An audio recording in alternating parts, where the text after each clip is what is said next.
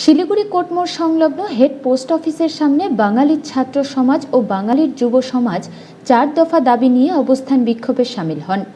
বাংলা মোর দেশ, বাংলাকে ভালোবাসি এই সঙ্গীতের মধ্য দিয়ে বিক্ষোভ কর্মসূচি শুরু হয়।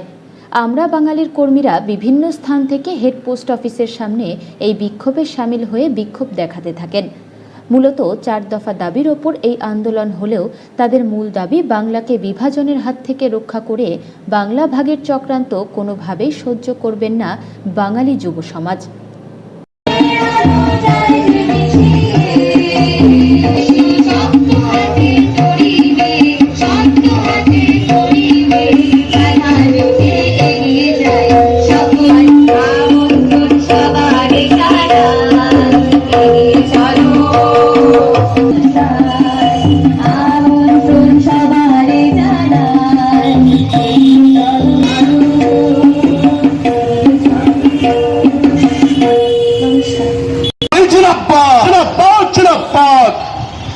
ধন্যবাদ।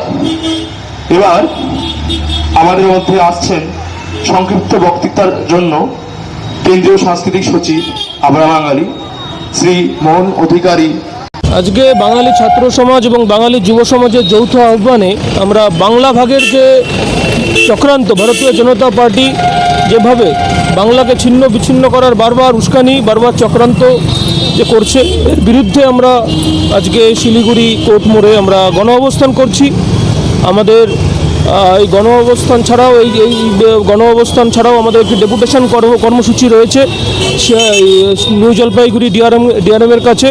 আপনারা জানেন যে আমরা বাঙালি আমাদের সমর্থনে এগিয়ে এসছে আমাদের মূল সংগঠন।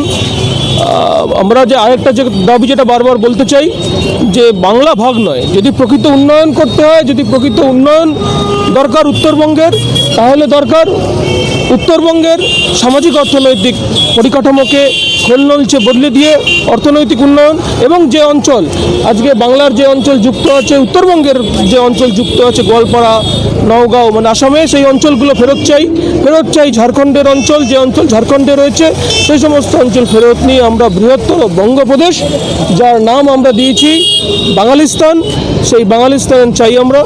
এটাই আমাদের মূল দাবি। এই দাবি নিয়ে আমরা বিক্ষোভ করছি।